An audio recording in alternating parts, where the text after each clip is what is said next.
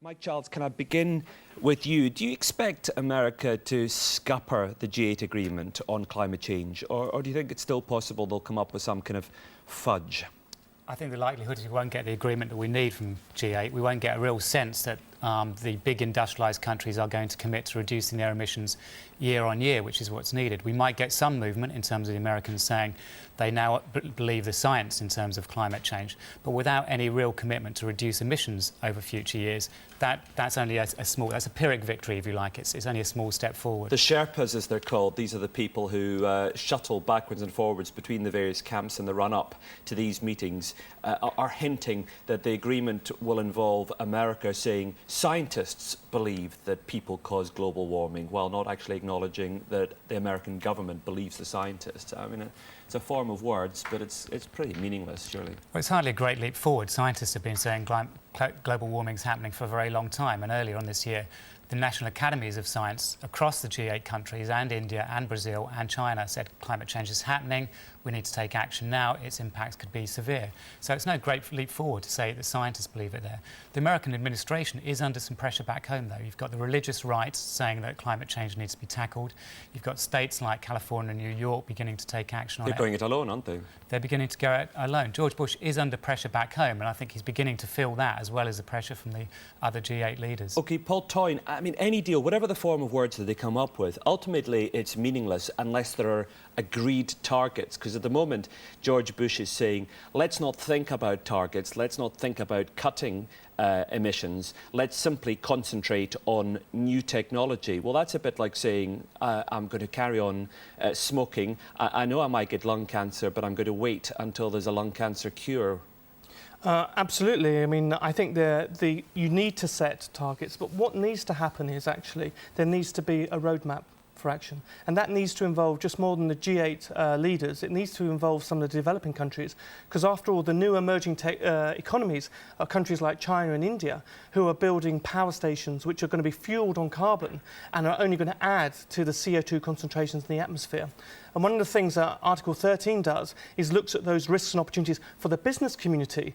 And again, businesses actually in the UK, for example, they do get the message. They do understand what climate change means to their business, and they are taking action. They're actually setting targets. Why can't we have a political framework which balances the playing field between not just the G8, the EU, but also the developing countries, so we can all see how we can play our part in tackling this problem? Why are businesses here interested in global warming and climate change, and yet American businesses, with a few honourable exceptions like in California, don't seem to have got the message? Well, I think the most important thing, particularly for the UK scene, is that there is issues in terms of mitigation. Reducing energy consumption makes good business sense because it saves on energy costs, on fuel bills.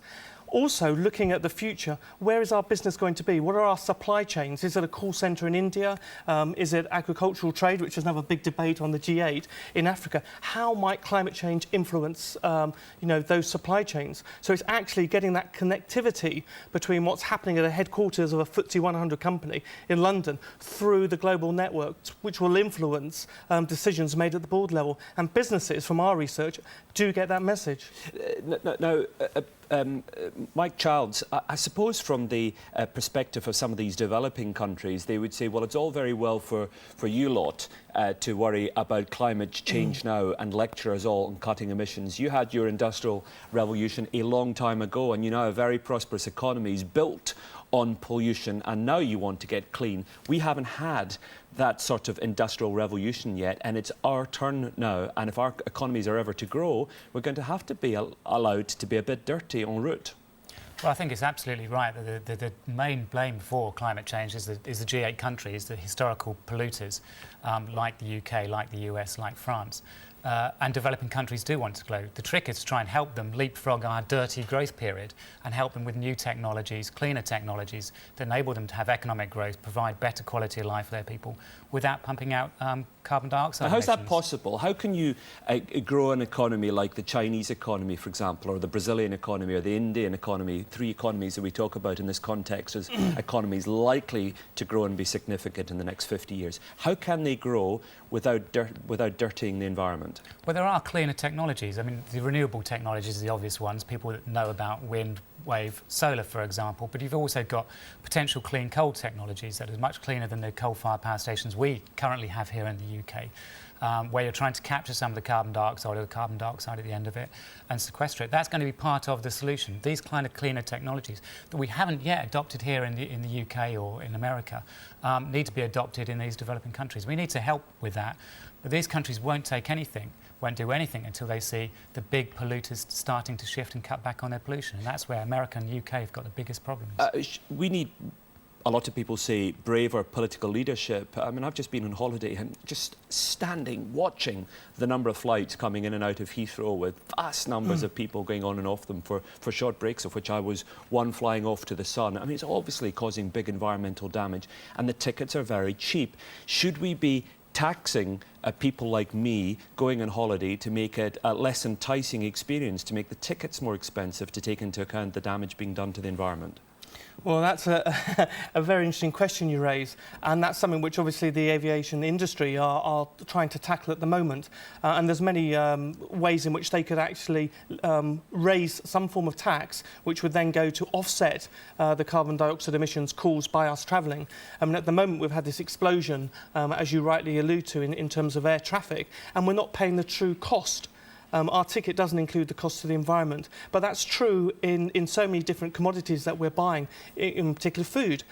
So quite how that tax should be, whether we should be taxing you as the individual or we should be taxing the company who's providing the service so that they actually pay for carbon sequestration projects, for example, whereby you're planting trees or using other technology to capture carbon to offset those emissions. And Alan Duncan, the Tory leadership candidate, was saying to me yesterday on this programme that he thought perhaps we could trade in emissions, you know, so that instead of just taxing people individually, we could trade with other countries. So each country would have a right to create, as I understand the scheme, to create a certain amount of pollution, and if they didn't pollute as much as other countries, they could buy and sell on the international market. Is that a runner as a scheme? Well, what you have to consider already is that we do have the European Union trading scheme on carbon, which is for businesses, and that's tend to be successful or seen as successful. How does it work? Well, basically, if I'm an energy company, I put a cap on the amount of pollution that I'm going to be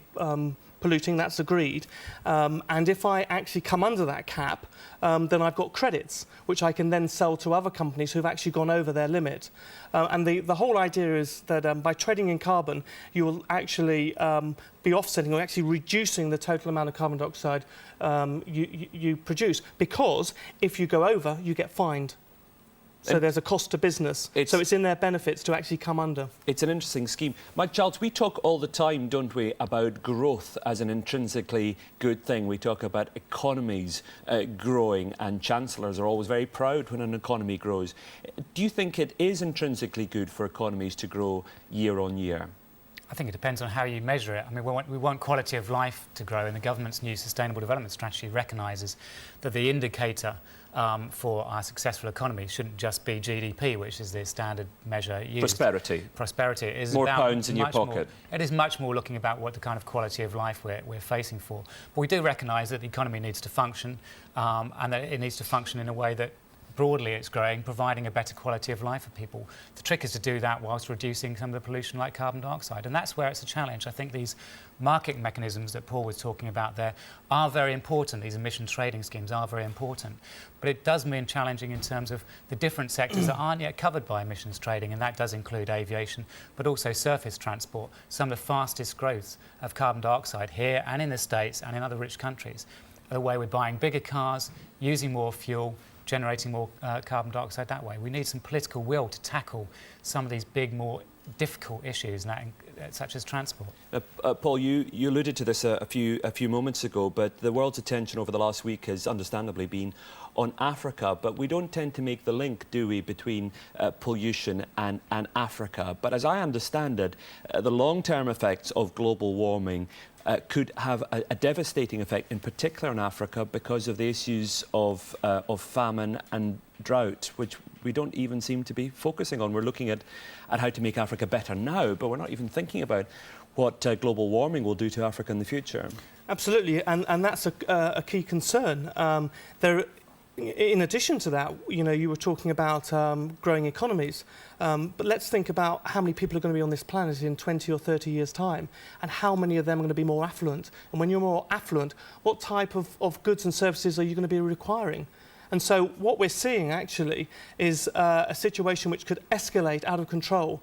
And even if we take action now to reduce CO2 emissions, the actual turnaround in stabilising our climate and getting it back to the right kinds of levels, which will not be harmful on our environment and effectively on our future generations, is going to take hundreds of years. So action is needed now, and that's why we need this political roadmap, which is non-existent. We know the Kyoto Protocol is not enough. We need to go further. And so getting the understanding about these connections, about how it's going to affect you or your family or your future generations is absolutely key. And it's the same in Africa, it will be the same in Asia Pacific. The effects of flood, drought, whatever, will have huge implications on the world economy. And so when President Bush says it's going to wreck my economy, I would turn around and say, well, actually, businesses are ready to respond. That's where the enterprise is. That's where the innovation is. They can provide the technologies which they could be selling to the developing countries to help them mitigate and reduce their CO2 emissions. People need to think and look at the bigger picture. Mike Childs, why doesn't President Bush get it? I mean, if you were sitting opposite him in Gleneagles on a one-to-one basis, what would you say to him? And do you think you'd be able to win him over, or do you think it's impossible? Well, firstly, he's mixing with the wrong sorts, isn't he? He comes from an oil background. He surrounds himself with the oil industries, some of those in America, the ExxonMobils of this world, who are least forward-thinking. He just keeps bad company. So is that that's fundamentally you blame the parents, basically. Well, that's a fundamental part of it, I think. And secondly, I think he is beginning to get it, but then he has to think about, well, how is he going to reduce emissions back in the US?